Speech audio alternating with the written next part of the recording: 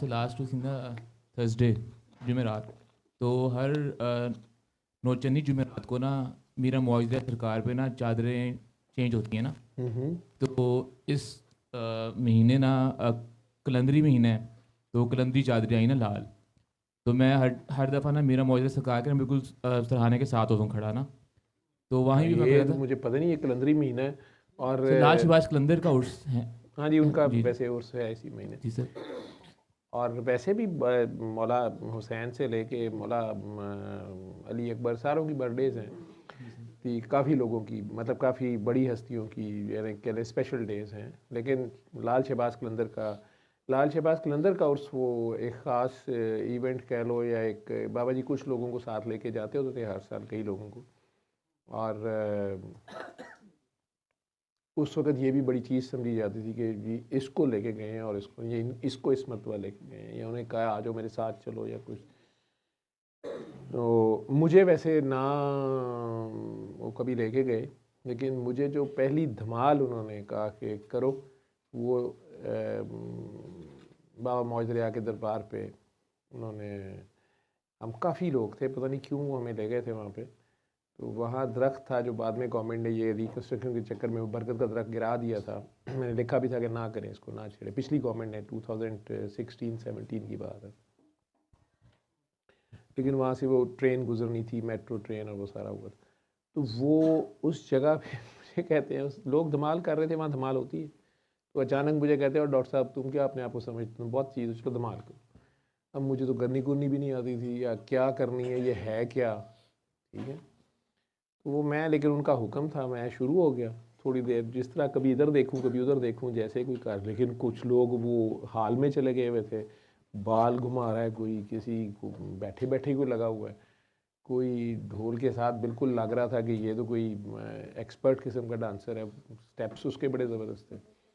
तो कुछ की रालें गिर रही थी, वो गिरते मरते पड़ रहे थे। तो मुझे हो भी कुछ नहीं रहा था, मुझे ये भी नहीं समझ आ रहा था कि क्लॉकवाइज घूमना है कि एंटी क्लॉकवाइज घूमना है, हाथ ऊपर रखने हैं नीचे रखने हैं, करना क्या है। तो आंखें बंद रखनी है खुली रखनी है।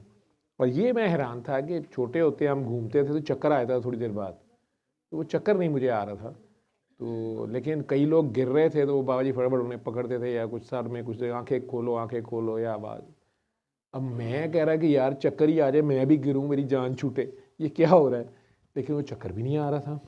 तो वो हंस के उन्होंने एक छड़ी मारे, कहा तुझे क्या हो रहा है, तू तो रुक जा, तू भी लगा हुआ है। मैं खुद ही तो इन्होंने कहा था कि तू करो। तो फिर एक बार काफ़ी अरसे बाद, आज ही मेरी तायाजाद बहन है, उनके मियाँ थे भाई, वो और मैं और उन्हीं के भाई, अल्लाह उसे जन्नत नसीब करे। मेरा कज़न भी है, मेरा क्राइम पार्टनर भी था, मेरे से जस्ट बड़ा था, ताया का बेटा नईम। और एक मेरी खाला ताया की बेटी, सबसे बड़े ताया की बेटी थी, अभी रिसेंटली फौत हुई हैं, उनके बेटे हैं इरफान। वो इरफान, मैं, नईम और वारिस भाई, बहनोई भी हमारे लगते हैं रिश्ते में। तो हम लोग थे। तो बाबा जी डीआईजी ऑफिस में गश्त कर रहे थे पुरानी नारकली में। वहाँ से निकले, हम चारों को लिया, वहाँ ही हम बाई चांस इकट्ठे हो गए। इरफान का वहाँ दफ्तर था, और नईम और वारिस जो हैं वो फ़ोन कर रहे थे मुझे कि तुम कहाँ हो। तो मैंने कहा मैं तो बाबा साहब इधर गश्त कर रहा हूँ, मुझे नहीं पता था कि इरफान का ऑफिस भी वहाँ है। उन दोनों ने कहा हम तो करीबी हम आ रहे हैं।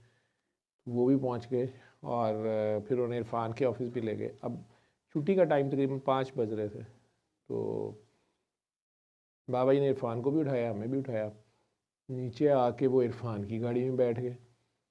तो वो बेचारा थोड़ा कहता है, क्योंकि फ़र्स्ट टाइम था उसका, उसने कहा मैंने तो बच्चों को रास्ते में से लेना है, उसका बच्चा एक हैंडीकैप था, पता नहीं क्या मसला था। तो बाबा ने कहा चलो चलो अभी कोई छुट्टी नहीं हुई, गाड़ी चलाओ।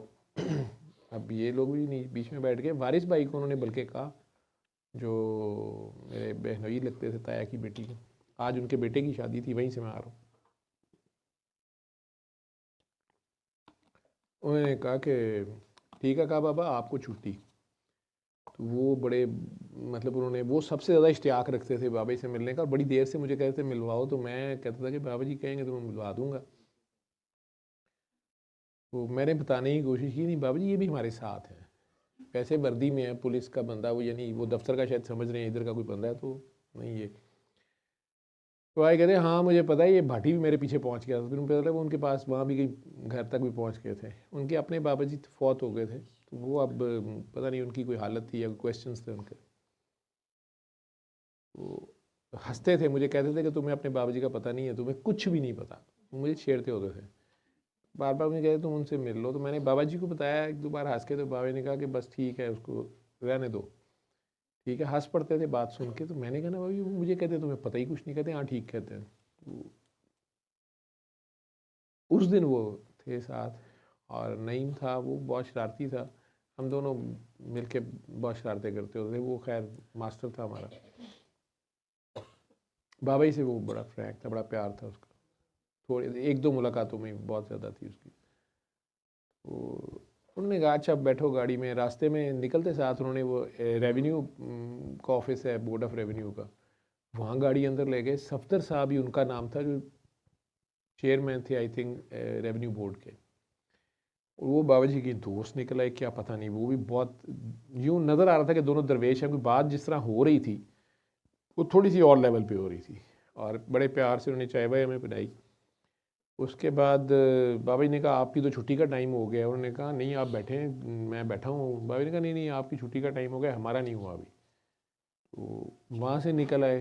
साथ ही पुरानी नारकली का थाना था, वहाँ जा घुसे, गाड़ी ले गए अंदर।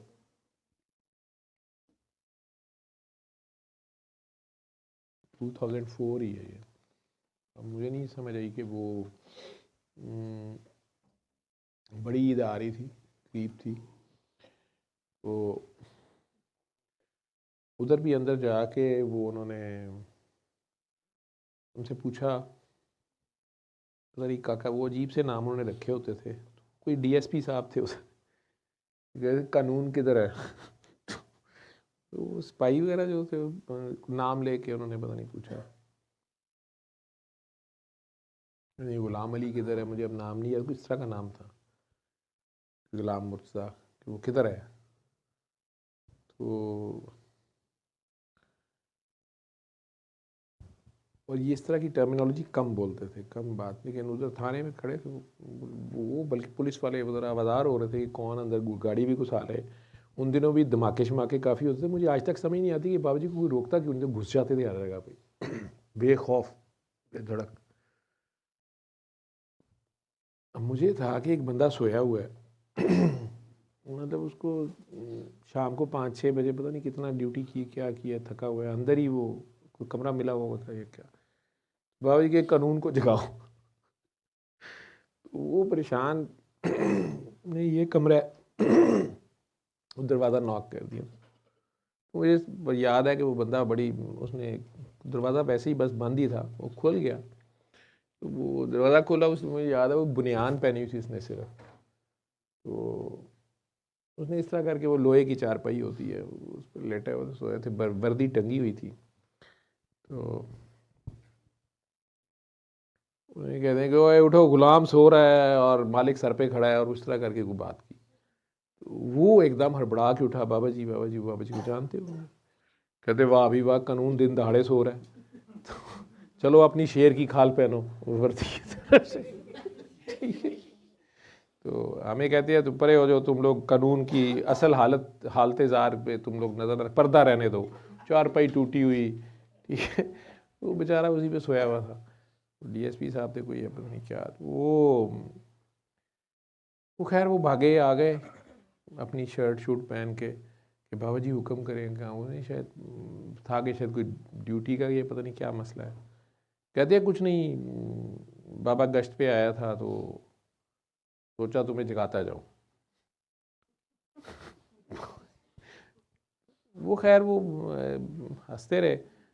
बाबा जी चाय पिए, कहते नहीं नहीं नहीं अब हम जा रहे हैं, अभी गश्त कर रहे हैं। वहाँ से लेके पुरानी नारकली से सीधे हमें वो जो है ना बाबा मौजरिया के दरबार पे ले गए। उस वक़्त ये दरबार ये वाली हालत नहीं थी, वो बाहर शॉप्स थी और गली अंदर जाती थी, तो गाड़ी बाहर लगानी पड़ती थी। कई बार छोटी गाड़ी अंदर चले भी जाती थी। तो कहते गाड़ी इधर रोक दो, रोक दी। अब हम निकले बाहर तो पैदल, तो आगे जो गेट था, मस्जिद थी पहले पुरानी वाली, जो जहाँ पे वो सेन सा बनता था, लोगों के घर थे वहाँ बाहर। फिर बाहर का वो जंगला सा था, वो खुला था। एक बंदा खड़ा था, तो बिल्कुल बाहर जंगले के साथ दो बड़े बकरे जो है ना वो बंधे हुए थे। दो पहलवान किस्म के आदमी, जैनमन पहलवान जो होते हैं, वो पास बड़ी सी चारपाई जो होती है उस पर बैठे हुए थे। बाबे ने जाके बड़े प्यार से बकरों को देखा, उन्हें जांचा ज़रा, और उन्हें कहा वही कितने की जोड़ी ली है। उन्होंने शायद उस ज़माने में बताया, पता नहीं 18,000 की, कितने की। तो और कहते वाह ये तो बड़ा हाथ मारा है तुमने, तो ये तो माशाल्लाह, ये तो जवान बड़े पर पले हुए हैं, घर के लग रहे हैं। उसने कहा हाँ जी घर के हैं ये, इस तरह की बात। अब हम सुन रहे हैं कि अच्छा बाबा जी, क्योंकि उन दिनों लोग कुर्बानी के लिए जानवर ले रहे थे, चंद दिन बाद थी बड़ी ईद। तो कहते हैं कि मैं भी 4 लाया हूँ, देखते हैं किसकी कुर्बानी लगती है।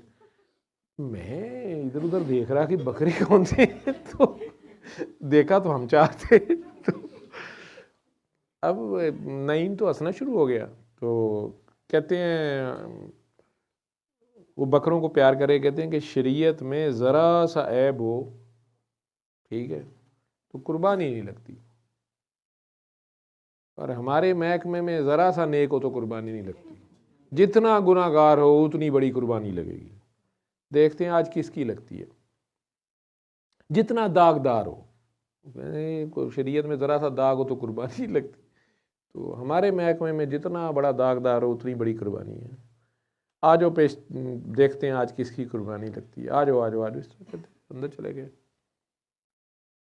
अब वाकई बाई चांस हम चारों ही एक ही फैमिली से थे, यानी रिश्तेदार थे आपस में। तो बाप मौजूद की पाँव की तरफ खड़े हो गए हम, बाबा जी खड़े थे। कहते हैं आप आंखें बंद कर लो और अली हक अपने दिल में पढ़ते जाओ और धमाल करो, देखते हैं किसी कुर्बानी लगती है। मुझे धमाल शमाल तो आती कोई नहीं थी, मैंने भी आंखें बंद कर ली और दिल में अली हक कहना शुरू कर दिया कि पता नहीं क्या कुर्बानी है, क्या होना है क्या नहीं होना। उतनी देर में कोई टेलीफोन, बाबा जी की बेल बजी और वो उठा के कहते हैं हेलो, ओए तू पागल, तू कहाँ से, तुमने याद कर ली, तुझे कैसे पता चला? मैं पहले ही सोच रहा था 5 होने चाहिए थे, तो तेरे ही खानदान के सारे हैं। तो वो उधर से कोई बंदा बात कर रहा होगा, और तेरा बाद में वीज़ा शीज़ा देख लेंगे, तू इधर आंखें बंद कर अली हक पे, तमाम बाबा मौज रियाद, दफ्तर का रोज़ होने वाला है। छुट्टी टाइम हो रहा है, तो हम बकरे लेके आए हैं, तो तुम्हारे ही खानदान के हैं। साथ छड़ी मुझे मार दी, और तू तो पागल, आंखें खोल, तुझे क्या होना, तू एवं ही। अब मैं आंखें खोल दी, मैं क्या, अभी तो कहा था ये बात करो, इसको समझाओ हम कहाँ खड़े हैं। मुझे नहीं पता कौन है। मैं फ़ोन पकड़ा तो वो तारिक साहब थे, भाई मेरा छोटा, जर्मनी होता था उन दिनों। वो कहता है फ़ोन इन्हें तो ये फ्रॉड लगा रहे हैं, मैंने इन्हें कहा था इन्हें जर्मनी आना पड़ेगा, मैंने इधर से स्पॉन्सर कर दिया, वीज़ा सारा कर दिया, ये मुझे डेट नहीं बता रहे, पता नहीं। तो इन्हें वापस फ़ोन दे, जवेद भाई ये कहाँ है? मैं कि यार हम मौजदरे आए हुए हैं, और ये नईम और वारिस और इरफान भाई मेरे साथ, तो दुआ कर रहे हैं हम। बाबा जी ने कहा आंखें बंद करो, तो तू फ़ोन कर दिया। कहता नहीं ये सारा फ्रॉड करे, तुम इनको फ़ोन दो। मैं बाबा जी को, बाबा जी का जो किस तरह स्टाइल होता था, क्या अच्छा ओके बेटा बाबा ठीक है, अल्लाह हाफिज़। बाबा ने फ़ोन बंद कर। अभी वो ये बात कर रहे, मेरा ध्यान होता तो धड़न की आवाज़ आई, देखा तो वारिस साहब ऊपर गिरे हुए, मुंह से उनके राल गिर रही है, और वो अजीब सी हालत उनकी। मैं डर गया कि इन्हें फिट पड़ गया शायद कोई। डॉक्टर था मैं, मेरी तो वही होती थी। वो कह रहे वो कुर्बानी लग गई, काके की कुर्बानी लग गई, वो हमें नहीं पता। अरे चलो आ जाओ बाहर आ जाओ। अब हम तीनों, नईम का तो वो मतलब उनकी सगी बहन का बड़ा भाई था, मेरी बहन ही थी, ताया की बेटी। अब हम दोनों पीछे मुड़ मुड़ के देख रहे हैं, और इरफान के हम मामे लगते थे, वो भांजा बेचारा कहाँ गए जब मामे ही ख़राब है, वो भी हमारे पीछे पीछे कि क्या है, वो बंदा गिर गया। खैर बाहर आ गए हम, वो बेचारे वहाँ गिरे रहे ऊपर तुरबत के। वो एक बंदा आ गया, वो प्याले उठाए हुए, बाबा जी को उन्होंने पहचान लिया, उनके बाबा जी की माँ हर जुमेरात जुमेरात कॉल उनके शिकार खेलने जाते थे। वो प्याले पत्नी चाय ले आया सारा को, तो कहते हैं कि नहीं नहीं ये पानी लेके आ। तो बाकियों का चाय ले लो पियो भी, ये पता नहीं दूध था चाय थी, वो पकड़ लिया उन्होंने, उसे पानी एक प्याले में लेके आओ। तो पानी लेके आया, तो मैंने डरते डरते कहा, मैं क्या बाबा जी वो वारिस भाई अंदर। कहते हैं क्या हो गया है, तुम्हारी डॉक्टरी क्या कहती है। तो मैं अब डॉक्टरी क्या कहे, एक अच्छा भला बंदा भी बातें कर रहा था, उसको पता नहीं क्या हो गया। मुझे कहते हैं इसमें से पानी पी, पता नहीं मैं पिया, अभी जाके उसके मुंह पे छट्टा मार, तो उसके सर पे उंगलियां, फिर वो अभी ठीक हो जाता है, वो पकड़ के बाहर ले आओ, खुली है वहाँ पे। खैर मैंने छट्टा छट्टा मारा, वो बिल्कुल ऐसे वैसे नींद में बंदा होता है, वो उठना शुरू हो गया, थोड़ी सी आंखें खोले, उनसे आंखें नहीं खुल रही थी। कह रहे इसे पकड़ के बाहर लाओ। वो इतना जवान आदमी कमांडो है। अब हम दोनों, मैं नईम, उसको उठाएं, वो उसकी टांगें लगे जैसे उसकी काम ही नहीं कर रही। तकरीबन घसीटते हुए हम उसको बाहर को लाए। वो होश ही कर रहे हैं, तो ये आंखें खोलो, आंखें खोलो, आंखें खोलो। खैर थोड़ी देर बाद उन्होंने आंखें खोल दी, रोना शुरू हो गए, बहुत ज़्यादा रोए वो, पता नहीं उन्हें क्या हुआ था, आज तक नहीं उन्होंने बताया वो। लेकिन बाबा जी के जाने का उनने मुझे सबसे पहले बताया। उससे चंद दिन बाद लास्ट सेमिनार था अलमरा का, बाबा जी ने वाकई बात की स्टेज पे कि हम कुम बेजनी वाले लोग होते हैं। मुझे कहता ये क्या कह दिया बाबा जी ने। तो मैं हैरान, वो भी साथ थे, मैं कि क्यों, क्या हुआ है। कहते आपके बाबा जी जा रहे हैं, मेरी उनसे लड़ाई होगी। मैं ये आपने क्या बात कर दी है। तो मैंने कहा बस बाबा जी जा रहे हैं, ऐलान कर दिया। कौन सा ऐलान कर दिया, लेकिन उसके मेरा ख्याल है महीने के अंदर बाबा जी चले गए, थोड़े ही दिन। तो वो कह लो कि ये कुछ चीज़ें ऐसी थी जो हमें नहीं भी समझ आती थी, और हमारा वो फील्ड ही नहीं है। हमने सूरह रहमान का मैसेज देना है, ठीक है, दुआ करानी, बाकी अल्लाह जाने, तो मौला जाने। सर क्वेश्चन मेरा ये था कि वहाँ पे ना पढ़ते सलाम, या नबी सलाम अलैका, या रसूल सलाम अलैका। बेटा अब यहाँ से ना जाना, यहाँ से ना उठना, यहाँ बगैर इजाज़त आते नहीं हैं, और आ जाए तो उठते नहीं हैं। होने दो वेट। हाँ जी, उसके भी भले का, आपके भी भले का जी। तो सर हर दफ़ा यहाँ ना, से फरलांग नहीं आगे जाओगे, पछता रहे होगे जी। तो हर दफ़ा सर मैं आंखें बंद कर लेता हूँ। इस दफ़ा भी ना मैंने जुमेरात को सराहने खड़ा हुआ था तो आंखें बंद कर ली। तो ये आप बात आपके लिए हो रही है जी। तो आंखें जब बंद की सर, तो मेरे तो या नबी सलाम अलैका पे तो मैंने हज़ूर पाक सल्लल्लाहु अलैहि वसल्लम की गुंबद को माइंड में लाने की कोशिश की। और सर वहाँ पे ना सर आपकी शक्ल सामने आ गई एकदम। मैंने आंखें खोली, तो मैंने मेरे लिए दुआ करनी थी ना, उसका सर मतलब मैंने ये आंखें था। खोली, मैंने सरकार को देखा, मैंने कहा सरकार, मुझे लगा कि मुझसे बहुत बड़ी गलती हो गई है। हम्म, मैंने सर दोबारा आंखें बंद की, हम्म। दोबारा सीन हुआ या नबी सलाम अलैका। सर दोबारा आपकी शक्ल जो है ना, उसका क्या मतलब हुआ चेहरा भाई, मुबारक तो की क्यों घूंघट मरवा तो हुआ मैंने मुझे चेहरे मुबारक ਦੇ कुछ लग दिया। ਉਹਦਾ मतलब ਇਹ ਸੀ ਕਿ ਉਹ ਕਹਿ ਰਹੇ ਸਨ ਕਿ ਤੂੰ ਉੱਥੋਂ ਮੈਨੂੰ ਸਲਾਮ ਤੇ ਦੇਣਾ ਪਿਆ, ਤੇ ਜਿੰਨੇ ਤੈਨੂੰ ਦੁਆ ਕਰਾਈ ਉਹਦੇ ਲਈ ਦੁਆ ਵੀ ਕਰ ਦੇ। सर उसके बाद जो है ना, मुझे तो कुछ समझ नहीं आई ना। उसके बाद सर आप के सामने, उसके पीछे सर पीर सफदर शाह बुखारी, मतलब फ्रंट पे आप, सरकार, बाबा जी, उनके पीछे जो हैं मीरा मौजूदा सरकार, और कंप्लीट लाइन जो थी ना जो हजूर पाक तक जा रही थी, ठीक है, वो फिर कंप्लीट लाइन को सलाम हुआ। लेकिन फ्रंट पे जो है जो लीड कर रहे थे उस टाइम, तो फिर वो आप थे। लीड का मतलब ये था, तेरी मेहरबानी मैं कि तू लीड करांगा, कहने का मतलब उनका ये था कि ये जो बंदा जिससे तुमने अल्लाह वाली दुआ की है, या तुम इधर आए हो, इनू ना छड़, ਇਹਦੇ ਨਾਲ ਰਹਿ, ਇਹਦੇ ਪਿੱਛੇ खलो, ठीक है। ये ये बाबा क्लैरिटी जी मैं के कह रहा था पीछे ना सर। खड़ा है, हाँ वो जी। आगे के पीछे बाबा मौजदरिया के पीछे खड़े हैं, वो सरकार के पीछे खड़े हैं। मतलब सब जो ऐसे है, ऐसे ही जैसे मैं कहता हूँ अल्लाह मियाँ के साथ डायरेक्ट ना हुआ करे, ठीक है। नंगी तार है, मजूब तो हुआ हुआ है ना, तो मजूब का हाल देख लो। लेकिन तो बीच में सरकार की ज़ात जो है, वो उसके बगैर हम कुछ नहीं है। मतलब फुड़कना है तो फिर फुड़क जाओ, ठीक है। लेकिन वो एक और बात है ना, वो एक हालत और है मजूबियत वाली। तो शरीयत में तो आपको होश में तो आपको वो डेकोरम वैसे ही रखना पड़ेगा ना, ठीक। आप मुझे बता दें कि आप अगर एक सिपाही हैं, तो आप अपने इलाके के SHO को कहेंगे कि जनाब मेरी ये छुट्टी दे दें 4 दिन की, या आप जाके और सीधे IG साहब के दफ्तर जाके खड़क सलूट मारोगे, कहोगे सर जी SHO जोड़ा है छुट्टी नहीं दे रहा, तो ज़रा छुट्टी तो साइन करो, ज़रा IG साहब ने करके दस्यो मैनू, ठीक है। तो वो एक डेकोरम है ना। तो वो दुआ आपने की हुई है, वो 3 बार अल्लाह वाली दुआ जो है ना, ये बाबा मौज दरिया से बाबा जी को मिली हुई है, ठीक है।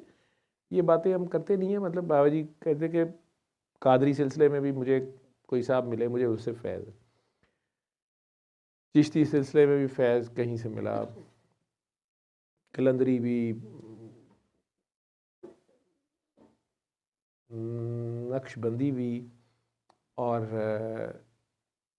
बेसिकली ये वैसे ही सिलसिला था बाबा जी का। लेकिन कहते सोहरवर्दी सिलसिले में, ये मुझे माजिद भाई ने एक दिन बात की, मुझे नहीं पता, वो कहते कि सोहरवर्दी सिलसिले में आजकल का हाजिर ड्यूटी बंदा मुझे कोई ऐसा नहीं मिला जो मुझे उस ज़माने की बात कर रहे थे।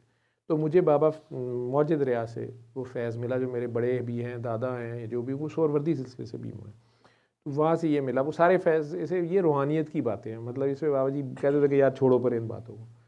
लेकिन अगर जो बहुत ज़्यादा बात को समझने वाले या इन किताबी की बातों में जाने वाले लोग थे, जब वो पूछते थे ये सारे, तो फिर बाबा जी कभी कभार ये बात कर रहे होते थे उन लोगों के साथ। जैसे बैत रज़ा एक दरबार है यतीम खाना में, ठीक है, वहाँ भी आज भी कोई साहब मुझे हवाला दे रहे थे कि मैं वहाँ उनसे मिला था, तो वो जो कोई बात करते थे मुझे पता चल गया। मैंने कहा जी ठीक है, 100 में आइएगा, मेरे से बात कीजिएगा, बैठेंगे। तो वो आपको वो डिकोरम दिखाया जा रहा था, ठीक है। आप मतलब लाजमी नहीं कि आप मुझे वहाँ साथ लेके जाएं, लेकिन ख्याल में तो साथ रखें ना। तो ख्याल तो किया करें, माड़ियां का ख्याल रखी दे ना, ठीक है। तो जिन्हें कच्ची कलम पढ़ना सिखाया तो होता है, तो जब PhD की डिग्री मिल रही हो तो वो उनको याद तो साथ रखते हैं ना। आपने देखा होगा फिल्म एक्टर से भी हो बेचारी, जिनकी आपको इज़्ज़त उज़्ज़त नहीं करते, लेकिन एक ऑस्कर मिल रहा हो, या वो इंडिया में वो क्या आइफात उफ़ा तो वैसे ही है ना, वो जो उनका अपना पद्माश्री अवार्ड हो, कोई भी हो उनका, इधर भी, हमारे भी इधर निगार अवार्ड भी मिलते हैं और सारे। तो वो बेचारी, चाहे वो एंजेलिना जोली हो या दीपिका हो, कोई भी हो, तो वो यही कहती है कि वो अपने अम्मा अब्बा से लेके सारे गुरुओं के नाम या जो भी है, तो वो अपने पहले उस्ताद का भी जिक्र ज़रूर करती हैं, ठीक है। तो वो आप जिसने कलम पकड़ना अगर सिखाया ही हो, एक नुक्ता बताया हो, तो उसको साथ रखते हैं, साथ लेके जाते हैं ना, ख्याल में उसके पीछे खड़े हो जाते हैं, चाहे वो ना खड़े होने दें,